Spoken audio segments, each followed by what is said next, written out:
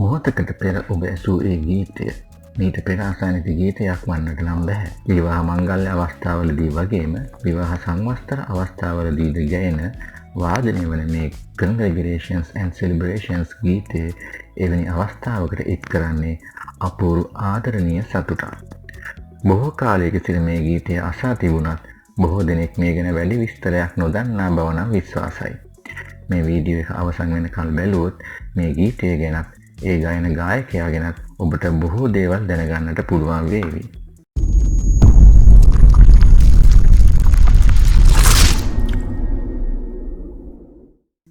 මේ ගීතය ගායනා කරන්නේ ක්ලිෆ් රිචඩ් කියන ඉංග්‍රීසි ජාතික ගායකයයි. බිල් මාටින් සහ ෆිල් කෝල්ටර් යන දෙදෙනා විසින් මේ ගීතය රචනා කරන ලද්දේ 1968 වසරේ අප්‍රේල් 6 වැනිදා යුරෝපා මහද්වීපයේ රටවල් අතර පවත්වන්නට නියමිතව පැවති යුරෝවිෂන් නම් ගීත තරඟාවලියට ඇතුළත් වීම සඳහායි මේ ගායනා කරන්නට ක්ලිෆ් රිචඩ්ව තෝරාගෙන තිබුණා. ෆිල් කෝල්ටර් මුලින්ම මේ ගීතය ලියන්නට පටන් ගත්තේ I think I love you ලෙසිනුයි. නමුත් ඒ වචනවල ගැළපීම ගැන විශ්වාසයක් නොතිබුණු නිසා ඒ වැඩේට බිල් මාටින්ද එක් කරගත්තා. ඔවුන් දෙදෙනාම Puppet on a String කියන සංගීත කණ්ඩායමේ සමාජිකයන්. බිල් මාටින් මෙය Congratulations ලෙසින් වෙනස් කළා. මේ එක්සත් රාජධානිය තුර පුදුම තරම් වේගයෙන් ජනප්‍රියත්වයේ හිමිපෙත්තටම ගමන් කළා. ඒ තනි ගායකයෙකු විසින් ගායනා කරනු ලැබූ අංක 1 ගීතය බවටත් පත් වුණා. තරගයේ පැවැත්වෙන දිනය වන විට අනිවාර්යයෙන්ම ජයග්‍රහණය කරනු ඇතැයි සිතන තරමටම මේ ජනප්‍රිය වෙලයි තිබුණේ. ඒ නිසා බ්‍රිතාන්‍ය පුවත්පත් සිය පාඨකයන්ගෙන් ඇසුවේ දෙවන ස්ථානය ලබා ගන්නා ගීතය කුමක් විය හැකිද කියලයි. ඡන්දය ලබා දෙන අවස්ථාවේදී මෙය බොහෝ ඉදිරියෙන් තිබුණා. කෙසේ නමුත් අවසාන මොහොතේ ජර්මනිය ඉස්පාඤ්ඤයට ලකුණු 6ක් දුන්නා. මොකද ලෝක යුද්ධ වලින් පසුව ජර්මනිය බ්‍රිතාන්‍යයත් එක්ක පොඩි කොස්සක් තිබුණ නිසායි. මේ නිසා යුරෝවිෂන් ගීත තරඟාවලියේදී එකම එක ලකුණකින් ඒ ඉස්පාඤ්ඤේ ලා ලා ලා ලා ලා කියන ගීතයට පරාද වුණා.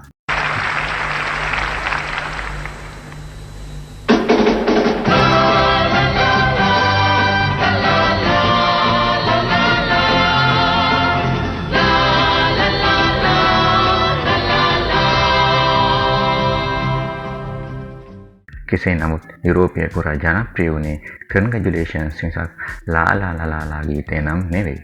මේ ගීතය යුරෝපය පුරා තවමත් එකසේ ජනප්‍රියයි. කොයිතරම් ජනප්‍රියද කීවොත් යුරෝවිෂන් තරඟාවලියට වසර 50ක් පිරීම නිමිත්තෙන් පවත්වනු ලැබූ උත්සවය නම් කළේද Congratulations නමින්. මේ දෙවන මහා ලෝක යුද්ධය අවසන් වී බොහෝ කාලයකට පසුව රචනා කරන ලද ගීතයක් වුවත් යුරෝපයේ යුද ජයග්‍රාහී දිනය සැමරීමේ 50 වෙනි සංවත්සරය පැවති 1995 වසරේදී ක්ලිෆ් රිචඩ් මේ ගීතය ගායනා කළා.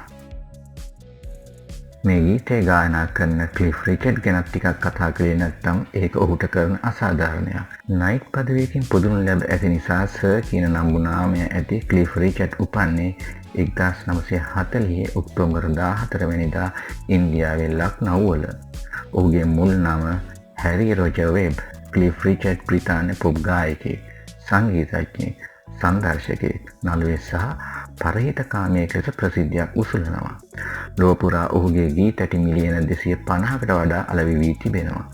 බ්‍රිතාන්‍ය ගීත දර්ශක ඉතිහාසයේ එල්විස් ප්‍රෙස්ලි සහ බීට්ල්ස් සංගීත කණ්ඩායම හැරුණ විට වැඩිම ගීත ඇති අලෙවියකට හිමිකම් කියන්නේ ක්ලිෆ් රිචඩ්. දැන් ඔහු 81 හැවිරිදි වී පසු වෙනවා. රිචඩ් මුළු ජීවිත කාලයම ගත කළේ තනිකර ජීවිතයක්. ඔහුගේ ප්‍රථම පෙම්වතිය ඩේලියා වික්ස්. ඇය ඕස්ට්‍රේලියානු ජාතික නර්තන ශිල්පිනියක්. ඇය පිළිකාවකින් මිය ගියා. ඔහු ඇගේ මරණයෙන් මහත් කම්පාවකට පත් වූ බව හෙළි වූයේ ඒ සම්බන්ධව ඔහු ලියන ලද ලිපියක් 2010 වසරේදී ප්‍රසිද්ධියට පත් කිරීමෙන් පසුවයි. ඔහු එහි මෙසේ ලියා තිබුණා. ඩේලියාගේ මරණයෙන් පසු මම කිසිම තරුණයක් සමග තදබල සම්බන්ධකම් පවත්වන්නේ නැහැ කියලා හිතාගත්තා. මට හැමදේම එපා වුණා. පොප් ගායකයෙකු මගේ වෘත්තිය අතහැරලා දමන්න හිතුණා. ඒත් මගේ අම්මත් සහෝදරයිනුත් සම්පූර්ණයෙන්ම යපුනේ මගෙන්. ඒ නිසා මට මුදල් උපයන්න සිදු වුණා. Congratulations ගීතය ගැනත් ඒ ගායන ශිල්පියා ගැනත් කෙටියෙන් කියන්න තියෙන මේ විස්තරය තමයි. බොහෝ දෙනෙක් සතුටු වන ගීතය ගායනා කළ ශිල්පියාගේ ජීවිතය කොයිතරම් දුක්බරද කියත් ඔබට හිතෙන්නට පුළුවන්. කෙසේ නමුත් මේ ගීතය නැවත අසන අවස්ථාවක ඔබට ඒ දෙස අලුත් ඇසකින් බලන්නට මේ තොරතුරු මග විවර කර දේවි කියා හිතෙනවා.